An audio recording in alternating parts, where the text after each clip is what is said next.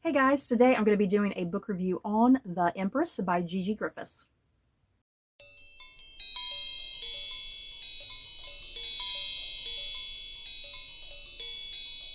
The Empress by Gigi Griffis follows Princess Elizabeth of Bavaria, who travels to Austria with her older sister, who is to be the intended wife of Emperor Franz Joseph. But when Franz and Elizabeth meet, the two form a connection, and suddenly Elizabeth will be the one to marry the emperor, and she has to learn to navigate the politics of the Austrian court. Let me get into a few things that you need to be aware of before you head into this book. Yeah, guys, I think there's a couple things you need to be aware of, because I don't think I was entirely aware of this prior to getting into the book until kind of at the last minute, I want to say. This book is a novelization of the TV series, the German TV series, The Empress, that's on Netflix. This is not a book that was written prior to the show and then it was adapted into a TV series. That is not the case. It's pretty much the show was going on. It was filming and whatnot, and in the background, this book was being written behind the scenes to correspond with the release of the TV show. So yeah, this is a novelization of the show, not the other way around, like it's an adaptation, if you get my drift. So probably be aware of that. And another thing that I found a tad bit irritating about this book is the fact that this book only covers the first 3 episodes of the show. You guys, the show, I believe, was, God, was it six episodes? I think the show was 6 episodes, if I'm not mistaken. So this is only covering half of what you see. Like I said, this is only covering the first 3 episodes leading up. Minor spoiler alert, but not really a spoiler, because this is still based off of, even though this is historical fiction, it's still based off of history, and Princess Elizabeth of Bavaria and Emperor Franz Joseph of Austria-Hungary, they historically did get married. So yeah, not a spoiler. I don't consider history a spoiler. So yeah, this book ends where the first 3 episodes end, which is the 2 of them getting married. And that kind of frustrated me to a point, because what it kind of is doing and what it's kind of implying, it's kind of giving this whole narrative, what you're seeing in this book, it's presenting this whole happily ever after fairy tale like story. That's not true, because if you did watch the entirety of the first season of this show, after those first 3 episodes, some of that happily ever after starts crumbling a little bit, and there starts to be some marital issues, and there's just a lot of drama, and things start happening, and Elizabeth is kind of doing some things that she shouldn't be doing, even though she thinks that she's helping, but really she's hindering, So the book is not exploring some of the struggles and obstacles that happen in those last 3 episodes. So instead, you end this book with this whole happily ever after fairy tale sort of thing.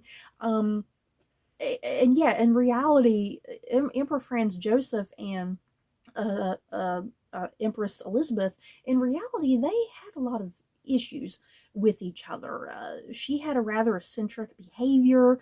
There was a lot of stuff going on between her and her stepmother, and stuff that started eventually happening between her and Franz. And Empress Elizabeth was historically a very unhappy woman, and I think if she was living in our modern day society, she would have been diagnosed with like depression, like severe depression most likely, and because yeah, she was seen as being very eccentric in her behavior and attitude towards her family and her children, So I was a little frustrated that this book just stopped at the wedding. Like I said, it gives it this false feeling that it's, oh, happily ever after, these two had such a wonderful life at the end, when it's not the truth.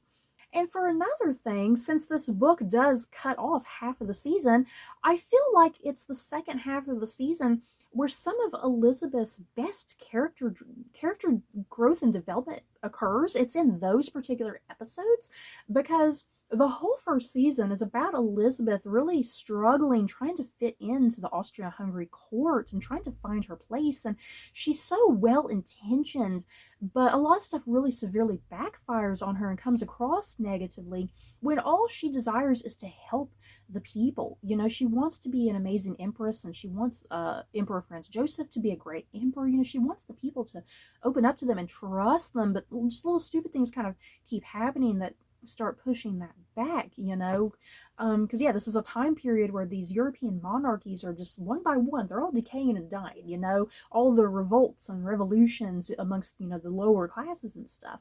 So that's something Elizabeth is trying to avoid. She's trying to avoid the ultimate death of the Austria-Hungary court, you know. I think her best growth and development is in that last half of the show. Once again, her really trying to play the Game of Thrones, if you will, with the Austria-Hungary court and trying to find her place and deal with her incredibly intimidating, strong-minded mother-in-law, more importantly. So, yeah, I still like this book. Don't get me wrong. Let me kind of get into the book now. I still liked the book. I think for the most part, it's well written to an extent, like as what is presented in the show. The narrative structure of this book is divided into 3 points of view. Obviously, your main point of view is Elizabeth herself. Your second point of view is through Emperor Franz Joseph. And then a third point of view, which I really liked because this isn't really gone into so much into the TV show. I think this book actually enhanced this aspect. Your third point of view is through Helene, Elizabeth's older sister, who is actually the one who was intended to be the wife of Emperor Franz Joseph before Elizabeth and Franz kind of met and connected instantaneously and whatnot. For the most part, the narratives with Elizabeth and Franz, everything that you saw in that TV show, it's all the same. That whole journey is the same. Their individual stories and then their stories as coming together as a couple and leading up to their marriage ultimately. And then, yeah, Helene, I just, like I said, I really liked what Gigi Griffis did with the Helene character in this book, because Helene is a character in the show, but I feel like she does kind of disappear after those first 3 episodes, and I feel like you don't really get to spend a lot of time with her. You do get the idea in the show that Helene is really angry and bitter. She's lived her entire life being the good, prim and proper girl, knowing that she needed to marry well. And so, yes, she's really throwing herself out there, trying to win the love and affection of Emperor Franz Joseph, and it's just not working. And so, yeah, you get her frustration and anger and resentment towards her younger sister for taking away her man, essentially. When Elizabeth wasn't even trying to win his heart, you know. Elizabeth, you get the idea, Elizabeth is much more independent and more outspoken. She's not prim and proper like Helene is. She refuses to conform to society's whims, how women should be behaving. And yeah, that's how Helene has always lived her life, exactly how society says women should behave. And she feels like she's being punished for living to those standards now, since she couldn't win the affection of Franz Joseph and whatnot. So, like I said, I think Gigi Griffis did a great job exploring Helene as a character in this book and really getting into her headspace, because you, like I said, in the show, you are primarily with Elizabeth and her thoughts and her point of view and how she's kind of feeling. And Helene, in the show, she does come across as really angry and bitter, and you're not in her headspace and you don't understand why she feels the way she does. So I think Gigi Griffis actually enhanced the Helene character in this book. Which I loved and appreciated. It gave me a deeper understanding of what she was kind of thinking and feeling and going through, because I don't think I entirely got that while watching the show. Now, another downside with this book, unfortunately, since you are entirely in the character points of view of these 3 characters, every single other side plot and side character is completely omitted. Yeah, guys. For instance, one of Elizabeth's ladies-in-waiting, in the show, you find out that one of her ladies-in-waiting is actually part of like a rebel resistance group, and this woman is posing as a wealthy a wealthy woman to try and get close to Elizabeth because they're trying to form like an assassination plot to kill Elizabeth and Franz Joseph and whatnot. So yeah, that whole subplot with one of Elizabeth's ladies in waiting, that whole subplot is completely gone, as well as just the whole rebel resistance group in general is completely eliminated. And then even Franz's younger brother, Maximilian, they call him Maxie. Even Maxie's whole subplot is taken out of this book because you get the idea throughout the entirety of that first season of the show.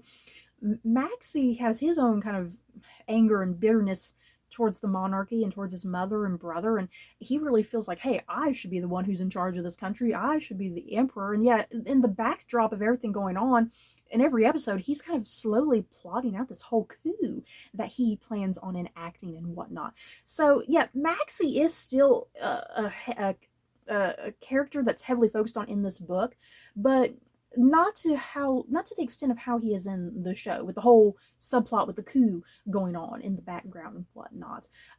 So yeah, unfortunately, it's little things like that. You know, a lot of these subplots and sub characters, they're all kind of relegated just to the back, or just completely omitted from the plot in general. So overall, I feel like I spent the entirety of this review kind of doing like a compare and contrast between the book and the show, but I mean, you kind of have to, because like I said, this book is a novelization of the show. The show is not an adaptation of this book, you know what I mean? So it's kind of hard to talk about this book kind of differently, you know, since it is a novelization of the show. It's like you gotta sit and compare and contrast. So this book, it's still good. You know, it's still fine for a work of historical fiction. If you like the story of Empress Elizabeth and Franz Joseph, if you like that story, this is probably still worthwhile. I definitely think there's some liberties in this. There's definitely a lot of liberties, just historical liberties. Once again, it's historical fiction though, and that doesn't bother me when there's liberties taken, as long as it kind of just works in the context of what's going on in the story. But yeah, this book is still fine, and I think Gigi Griffis did a great job adapting what was given in the TV show and whatnot. Yeah, you just got to be aware of a few things, you know, subplots, sub-characters missing, this is a novelization of the show, you know, just little things like that you just need to be aware of. And yeah, the fact that this only covers the first 3 episodes, good God, I can't believe it. I kept getting closer and closer to the end of this book, and I was like, oh, Lord, they're not even married yet. What's going to happen? So you guys, that is it for my thoughts and feelings on The Empress. In the comments below, have you guys read this book? Or maybe if you haven't read the book, have you at least watched the German Netflix TV series? Because I do love the first season of that show, and I'm really hoping we get a second season. I'm dying for a second season. It was so good. So yeah, have you guys read this book? Watched the show? Just let me know your thoughts down below. So that's it for this video. Don't forget to like, comment, and subscribe. And if you like this video, you may like these other videos. Bye, guys.